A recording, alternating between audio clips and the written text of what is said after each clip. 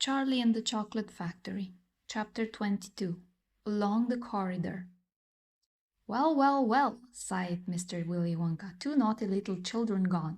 3 good children left. I think we'd better get out of this room quickly before we lose anyone else." "But Mr. Wonka," said Charlie Bucket anxiously, "will Violet Beauregard ever be all right again, or will she always be a blueberry?"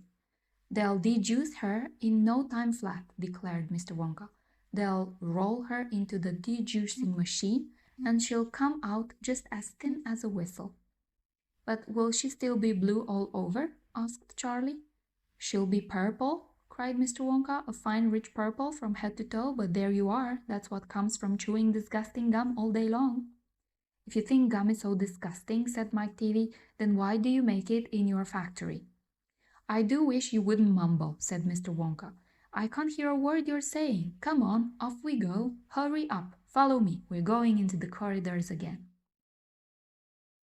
And so saying, Mr. Wonka scuttled across to the far end of the inventing room and went out through a small secret door hidden behind a lot of pipes and stoves.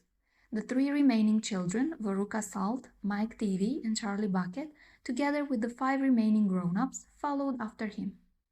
Charlie Bucket saw that they were now back in one of those long pink corridors with many other pink corridors leading out of it. Mr. Wonka was rushing along in front, turning left and right and right and left, and Grandpa Joe was saying, "Keep a good hold of my hand, Charlie. It would be terrible to get lost in here." Mr. Wonka was saying, "No time for any more messing about. We'll never get anywhere at the rate we've been going." And on he rushed down the endless pink corridors with his black top hat perched on the top of his head and his plum-colored velvet coat-tails flying out behind him like a flag in the wind. They passed a door in the wall.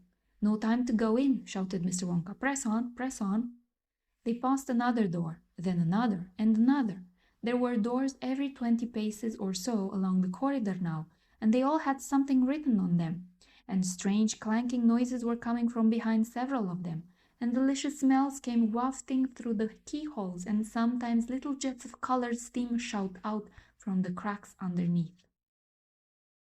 Grandpa Joe and Charlie were half running and half walking to keep up with Mr. Wonka, but they were able to read what it said on quite a few of the doors as they hurried by.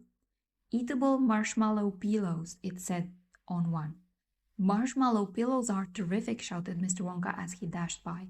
"They'll be all the rage when I get them into the shops. No time to go in, though, no time to go in." "Lickable wallpaper for nurseries," it said on the next door.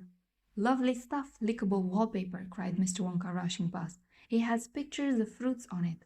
Bananas, apples, oranges, grapes, pineapples, strawberries, and snoozeberries." "Snoozeberries?" said Mike Teavee. "Don't interrupt," said Mr. Wonka. "The wallpaper has pictures of all these fruits printed on it, and when you lick the picture of a banana, it tastes of banana. When you lick a strawberry, it tastes of strawberry, and when you lick a snoozeberry, it tastes just exactly like a snoozeberry. But what does a snoozeberry taste like?" "You're mumbling again," said Mr. Wonka. "Speak louder next time."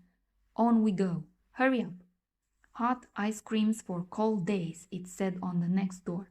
"Extremely useful in the winter," said Mr. Wonka, rushing on. "Hot ice cream warms you up no end in freezing weather. I also make hot ice cubes for putting in hot drinks. Hot ice cubes make hot drinks hotter." "Cows that give chocolate milk," it said on the next door. "Ah, my pretty little cows," cried Mr. Wonka. "How I love those cows." "But why can't we see them?" asked Veruca Salt. "Why do we have to go rushing on past all these lovely rooms?" "We shall stop in time," called out Mr. Wonka. "Don't be so madly impatient." "Fizzy lifting drinks," it said on the next door. "Oh, those are fabulous," cried Mr. Wonka. "They fill you with bubbles, and the bubbles are full of a special kind of gas, and this gas is so terrifically lifting that it lifts you right off the ground, just like a balloon, and up you go until your head hits the ceiling, and there you stay." "But how do you come down again?" asked little Charlie. "You do a burp, of course," said Mr. Wonka. "You do a great big long rude burp, and up comes the gas, and down comes you. But don't drink it outdoors. There's no knowing how high up you'll be carried if you do that. I gave some to an old Loompa Loompa once. out in the backyard, and he went up and disappeared out of sight. It was very sad. I never saw him again." "He should have burped," Charlie said. "Of course he should have burped," said Mr. Wonka. "I stood there shouting, 'Burp, you silly ass, burp, or you'll never come down again.' But he didn't or couldn't or wouldn't, I don't know which. Maybe he was too polite. He must be on the moon by now." On the next door it said, "Square sweets that look round." "Wait!" cried Mr. Wonka, skidding suddenly to a halt. "I'm very proud of my square sweets that look round. Let's take a peek."